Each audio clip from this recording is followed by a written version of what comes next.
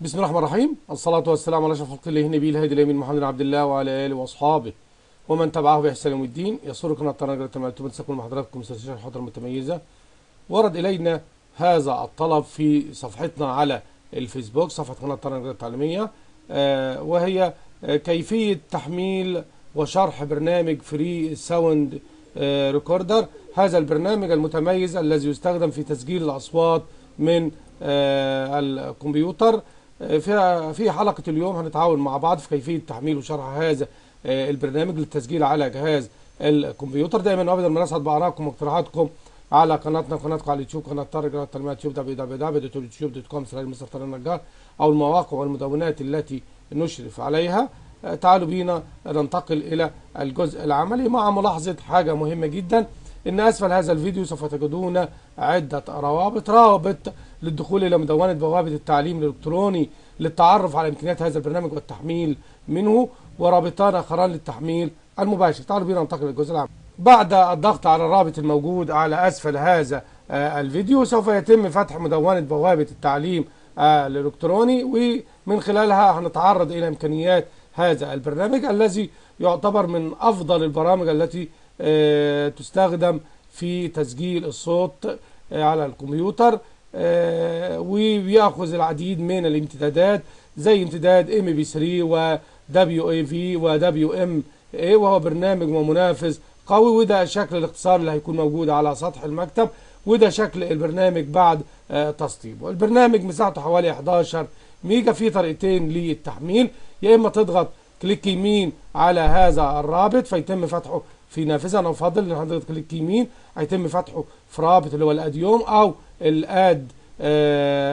الاد فلاي، ثم ننتظر 5 ثواني ونضغط على تخطي الاعلانات. تعالوا بينا بعد ما نضغط كليك يمين هنشوف ايه اللي هيحصل مع حضراتكم. ده الاديوم، ده التبويب الاولاني وده التبويب الثاني. اي تبويب من خلاله هتنتظر 5 ثواني ثم هتضغط على اسكيب اد او تخطي الاعلانات. ادي الاد فلاي وادي الاديوم قدام حضراتكم. بعد ما نضغط على تخطي الاعلانات هنقوم بالتحميل من الميديا فاير. هنا اهو بننتظر 5 ثواني بالنسبه للاديوم، ثم اضغط على اسكيب اد وتطلع نافذه دعايه واعلان. بقوم بغلقها ثم اعاود الضغط مره اخرى، هيتم تحميل البرنامج. اذا كان عندك انترنت داونلود مانجر او اذا كان عندك ايجال جيت داونلود هيتم تحميله. اذا ما كانش فيه اي برنامج موجود عند حضراتكم يتم التحميل مباشره في الداونلود في ماي دوكيومنت. هنا بدا يحمل اهوت.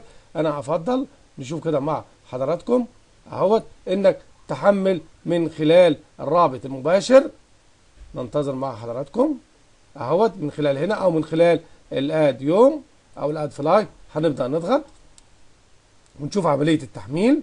مساحه هذا البرنامج المتميز 11 ميجا. هذا الملف عباره عن ملف مضغوط، ناخد بالنا ملف مضغوط مساحته 11 ميجا. هنضغط على اوكي فيتم تحميله على سطح المكتب. تعالوا بينا نشوف بعد تحميله على سطح المكتب كيفيه تسطيبه والاستفاده منه.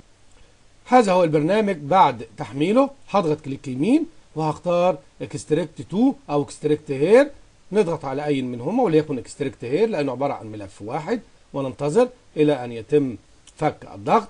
ثم هضغط على هذا الفولدر، نضغط على الفولدر الى ان تظهر قدامي البرنامج اهوت. اضغط دبل كليك عليه. مساحته على الجهاز 11 ميجا 361. عمليه التسطيب عمليه عاديه جدا. الاول ادي النافذه دي بضغط على يس، ثم بعد ذلك هضغط على نيكست ونيكست وانستول فيتم تسطيبه على الجهاز. دي الطريقه النمطيه. حاليا بيتم التجهيز للبرنامج. بيعمل ادي بليز ويت وايل سيت اب. هننتظر ثواني مع حضراتكم لاستكمال خطوات التسطيب. ظهرت هذه النافذه. هبدا اضغط على نيكست، ثم بعد ذلك هيوضح لي المسار او الباص الخاص بالبرنامج. لو عايز تغيره على اي بارتيشن اخر تضغط على براوز. لو عايز الوضع الافتراضي تتركه زي ما هو هضغط على نيكست. ثم بعد ذلك انا افضل انك انت تترك الثلاث اختيارات او انه تسمح له بانشاء اختصار على سطح المكتب فقط. اضغط على نيكست. هنا هو بتبدأ تظهر لك بعض البرامج المساعدة ليه او اللي هو بيفضلها ان تكون موجودة على الجهاز. انا لا افضلها بالمرة زي الاي في جي او خلافه. الغي علامة الصح بتاع اي اكسبت اللي هي تضغط على نيكست. ثم عايز برضو ادي احد الايقونات او احد الاكستنشنات الامتدادات اللي هو عايز يقوم بادراجها داخل متصفح عندك. الغي الاي اكسبت، انا لا افضل لانها ممكن تستخدم للتجسس. ثم اضغط على نيكست، ثم هقول له اي اكسبت نيكست، وانتظر بقيه الخطوات مع حضراتكم. فبيتم تسطيب الجهاز، تسطيب البرنامج على هذا النحو. هينتهي دلوقتي من عملية التسطيب. بعد الانتهاء من عملية التسطيب هنقوم بالتشغيل للاستفادة منه. برنامج مميز لتسجيل الصوتيات على جهاز الكمبيوتر. هنا هو بيطلب منك بعض ادي سيرف، ده استبيان، عايز تضغط نيكست اوكي، عايز تملاه املأ اي بيانات، مفيش اي مشكلة. انا بختار اي بيانات اهوت بسرعة، ماشي. ثم اقول له نيكست. بعد ذلك الغي علامة الصح الموجودة على اللانش فري واضغط على فينيشت. كده انتهينا من تسطيب هذا البرنامج المميز. في اختصار موجودة على سطح المكتب. هنقوم دلوقتي بتشغيل البرنامج ونشرح لحضراتكم كيفية التسجيل منه واعداداته. هنقوم بالتشغيل انك بتضغط على دبل كليك. اذا هذا البرنامج يستخدم لتسجيل الصوتيات على جهاز الكمبيوتر من خلال المايك او من خلال النت. ده شكل البرنامج. عند بدء التشغيل هتظهر لك هذه النافذة. النافذة ديت بتقول لك ان في نيو فيرجن افيلابل، في نسخة متاحة جديدة. هل انت عايز تعمل ابجريد لها؟ تضغط على ابجريد. هل انت عايزه يذكرك بيها؟ سيان. انا هضغط مثلا اسك مي لتر، يعني ذكرني بيها بعدين لان في نسخة موجودة. في مدونة بوابة التعليم الالكتروني، في الاتصال بالموقع المباشر لهذا البرنامج. هنبدأ دلوقتي. عايز تسجل نقوم نعمل ايه يا شباب؟ كل اللي عليك ناخد بالنا كده من المسميات هنا. هنا هوت لو انت عايز تسجل هتضغط على اللون الاحمر ده، هيبدا عمليه التسجيل وهيبدا يوضعه في مسار هنوري لحضراتكم كيفيه تعديله. لو عايز توقف التسجيل ادي ايقاف التسجيل، لو عايز تعمل ستوب بالنسبه وهنا ايقاف مؤقت، البوز ايقاف مؤقت، وهنا ايقاف دائم. يبقى اذا لما تضغط على ديت هيتم التسجيل وهنقول لحضراتكم هو موجود فين وهيظهر في الفايل ليست في هذه المنطقه. لو عايز تعمل ايقاف مؤقت تضغط على بوز، لو عايز تعمل ايقاف نهائي تضغط على ستوب. طب هنبدا كده نسجل اهوت، نشوف اهوت. السلام عليكم ورحمة الله وبركاته، سعدت بكم، أنا طارق النجار. عايز تعمل إيقاف اضغط على إيقاف، هيتم إضافته أهوت. لو عايز تشغله تبدأ ناخد بالنا من المسار اللي تم وضعه فيه.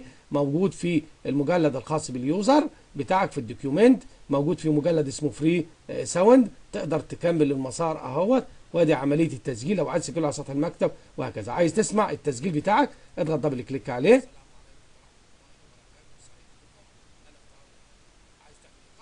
تمام كده، تمام. يبقى احنا كده عرفنا عايز تسجل بتضغط على هذه الايقونه، عايز توقف ايقاف مؤقت على ديت، عايز ايقاف دائم تضغط على ستوب، فبيتم وضعه في هذه الخانه. طب عايز تتحكم في خيارات التخزين، كل اللي عليك انك تضغط على الاوبشن.